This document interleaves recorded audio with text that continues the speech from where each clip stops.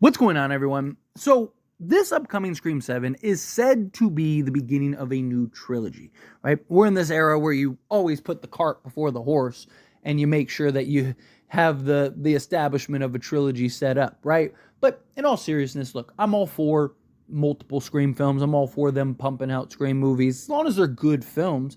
Sidney Prescott is returning. There's talks about her daughter kind of being more of a focal point, that they want to have a bit of a time jump in order to kind of make everything line up and make sense. So I have an idea of how I think that this is going to go if we do indeed get the trilogy. Again, you never really know. All this stuff is just kind of rumor until we get to the actual like announcements and stuff.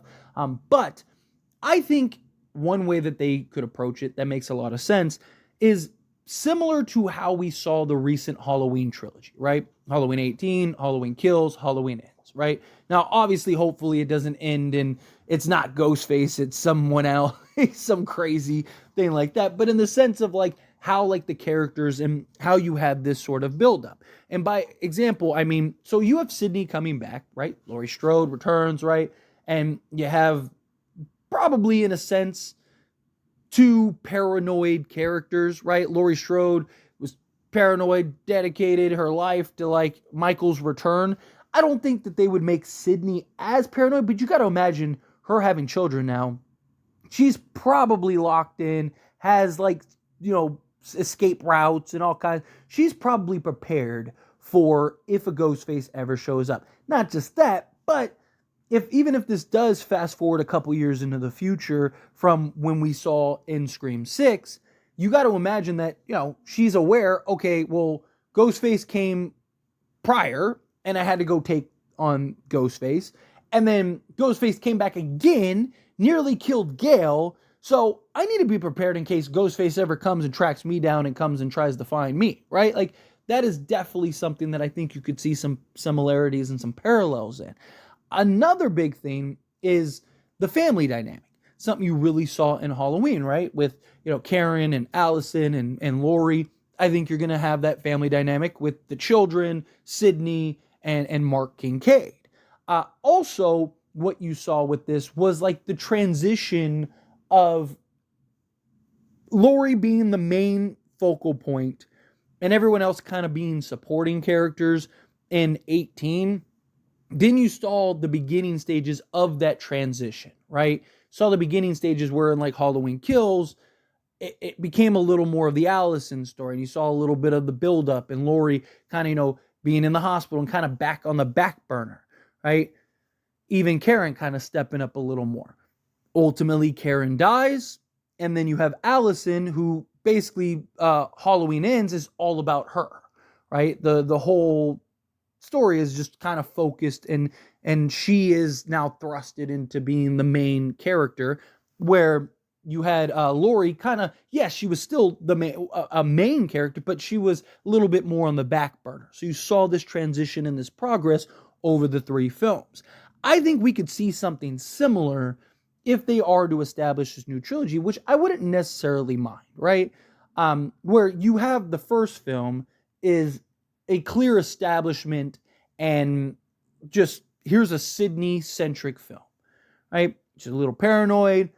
She has a concern. She's worried about her kids. Maybe there's some struggle and dynamic about, because like there was like a family rift. Maybe there's a little family rift, right? Karen and Allison thought Laurie was just crazy. She was just the crazy old grandma, crazy old mother. Maybe there's, instead of going that route, it's a type of like maybe she's overprotective, overbearing. Got to imagine, people thought she was the harbinger of death, right, in Scream 4. So her children potentially getting bullied, potentially getting, just dealing with the chaos that comes with being Sydney's daughter. Right? There's a lot of things that you kind of tie in and have those similarities. Also, I wouldn't be shocked if, like, do they kill Mark Kincaid? Now, you might think, like, no, you can't do that. You have to have Sydney have an ending. Again, at some point, you got to have some stakes. You can't have 6, 7, 8, 9, 10 characters surviving. Right? That was a big gripe that many had with Scream 6.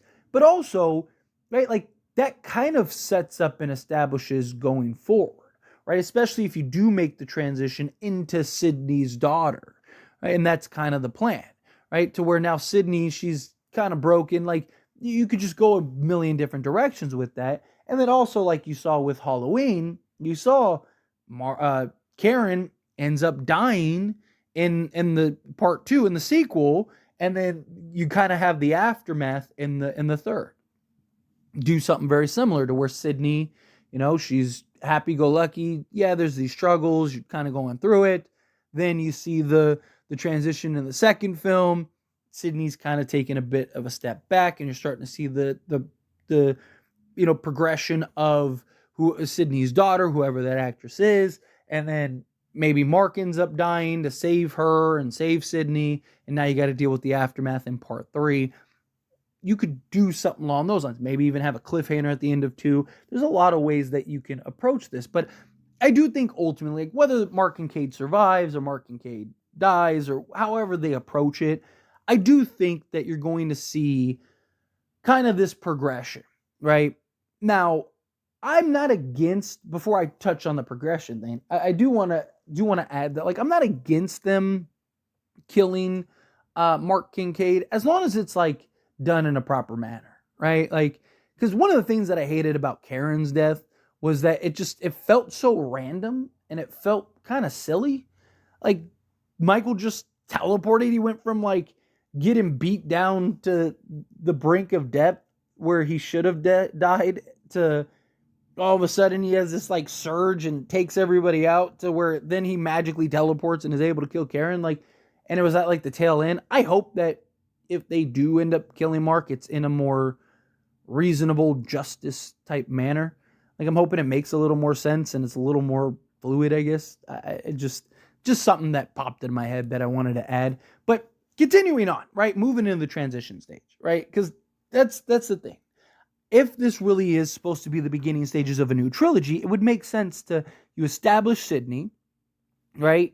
You establish the family, you establish the kind of backstory into the family and just the struggles and whatnot. And then Ghostface pops up, just like Mike popped up. And then you have this kind of like, okay, here you go. Here's Sydney. We're slowly transitioning into the daughter, right? As you saw from grandmother to granddaughter, right? But you're starting to slowly transition into the daughter, right? Sydney's taking a little bit, not fully, but she's still in the film. She's still a good focal point. She's kind of taking a step back, letting the daughter shine a little bit more. And then you go into the third film where it's just entirely focused on the daughter, right? I'm not saying Sydney doesn't have to be in it, Nev won't be in it, but I'm saying, like, how kind of Halloween Ends was a lot more Allison and other character centric, where Laurie was kind of just trickled in, right? Like she had a big purpose and point, at the end, taking out Michael and whatnot, which I think that they would do with Sydney. But I wouldn't be shocked if she's not, like, the first movie, it's like 90% Sid or 80% Sid, whatever. And then it's like 60%. And then it's like 20 or 30%, right? And you have that transition. And then that sets up and establishes Sydney's daughter going forward throughout the however many films you want to do and create. Maybe even create a new trilogy, especially if you hit on the actress that plays the daughter, tell a good story, and are able to properly have that flow correctly, right? Because again, execution, delivery, and storytelling is everything, right? Like, you only get away with this stuff if it was a good story. And we saw with the Halloween trilogy, like, each movie got progressively worse, right? Now, I know a lot of people really liked Halloween Kills, but that's a film that kind of seems split on a lot of people. People either love it or they absolutely hate it and can't stand it. But regardless, like, I think a large consensus is like 18 was better, like, than Kills. So even if you liked Kills, I'm sure many of you are in the camp. I'm sure there's some people that like Kills more than 18, but the consensus kind of seems like, 18 was great, perfect setup film. Kills, yeah, it was great for what it was, but it wasn't story-wise the greatest thing ever. And then, you move into Halloween Ends, where the consensus for that is like that movie was awful, right? Like, so hopefully it's not that kind of transition from a movie standpoint where it's like, Scream 7 is great. We're all just like, Scream's back, baby. Let's go, Sydney, all this, that, and the other. And then it's like, Scream 8's just kind of, you're just like, oh, okay, cool. Like, all right. And then you get to Scream 9, you're just like, okay, that was a movie, huh? Right? Like, that's what I hope doesn't end up happening. But again, much like Halloween, I think you can do a lot of very just fun similarities, right? Because inherently, that Halloween trilogy was good, right? Inherently, like the progression and the flow and just how it was clearly a progression and a story about Allison as much as anything else. And when you got done with Halloween Ends, again, however you felt about it, you felt like, okay, Allison could be the future. You could really set her up for the future, right? Like you could, if Michael wasn't dead, like if you could find some way to work around that, right? Like it felt like you could have had some movies. And even along the way, it felt that way, right? Even along the way, it felt like, okay, what's going to end up happening is like, Laurie's going to end up taking out Michael, or they're both probably going to die. And then, Allison's going to end up being the one that ends up continuing the franchise. And they ended up going a different route. But you still, when it was all said and done, you felt like, okay, this could go a different way, right? Like you could easily have this go a different way. But anyway, as always, this is a discussion, a past question on you. Let me know your thoughts and opinions down in the comments below. What do you think? How do you feel? What are your thoughts? Do you like the idea of the kind of progression through the trilogy? Kind of playing out similar? Do you think, no, you got to go a different direction? Do you even want a trilogy? Do you want them to just go fresh? Do you want them just make it all about Sydney? Again, however you feel, whatever your thoughts are, I'd love to hear it. So let me know down in the comments below. That being said, if you haven't liked this video, hit that like button. Helps me a lot. So we enjoy these types of videos, and I truly appreciate it. Not subscribe channel, what are you doing? Hit that subscribe button. Turn on the bell notifications. Appreciate y'all. See you in the next one. Thank you.